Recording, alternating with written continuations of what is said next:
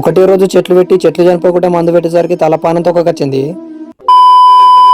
నమస్తే అన్న అందరికి. మా మిర్చి మొక్కలు నాటనీకి నేను మా తమ్ముడు ఇద్దరం కలిసిపోతున్నాం. పొద్దున ఒక మార్కెట్ లో పచ్చిమిర్చి అనేది 40 రూపాయల కిలో తక్కువ ఉండదు. కనీసం తక్కువలో తక్కువ 10 రూపాయల పావు కిలోనే పోతుంది. నేనే నా సొంతగా మార్కెట్ లో కూర్చొని అమ్ముతా, అందుకనే రేటు కలిసేస్తానని నమ్మకంతో పెడుతున్నా. నేను కష్టపడి పండించిన పంట నా ఇష్టం ఉన్న రేటుకు అమ్ముకోవాలనుకుంటున్నా. ఆ కష్టం మీద ఇంకొకరిని బతికించడం నాకు ఇష్టం లేదు. అవును, చెప్పడం అయితే మర్చిపోయినా. మిర్చి మొక్కలు వచ్చేసి సోనాలి సీడ్ పెడుతున్నా. మనకు 2 రూపాయల చొప్పున ఒక చెట్టు పడ్డది. మనం నాటుకునే నారు 25 రోజుల నుంచి 30 రోజుల నారు అయితే మంచిగా ఉంటది.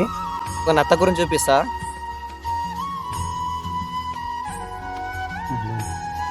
మా సైడ్ ఈ నత్తల సమస్య బాగుంది. నాకైతే మేము నాటుకున్న దాంట్లో 1-2 కనిపించినాయి, కానీ ఊరోళ్ళు కూడా కొంతమంది నాలుకైతే చెట్లు పెట్టినప్పుడు మంచిగానే ఉంటాయంట. మరుసటి రోజు ఇది రాత్రి వేళలా ఈ చెట్టు అనేది మొత్తం ఇట్లా గీర్కొని తింటది. ఇప్పుడు నేను మీకు చూపిస్తుంది కూడా వాళ్ళ చేనులో తీసుకొచ్చిన వీడియోని. పగటి సమయంలో చల్లగా పేపర్ కింద వండుకొని ఇవి రాత్రి సమయంలో వేటకు బయలుదేరుతాయి. పొద్దున వరకు చెట్లను ఇట్లా వేసి పెడతాయి. ఈ నత్తలకు వెరుగుడుగా స్నేక్ కిల్ తెప్పించుకున్నా.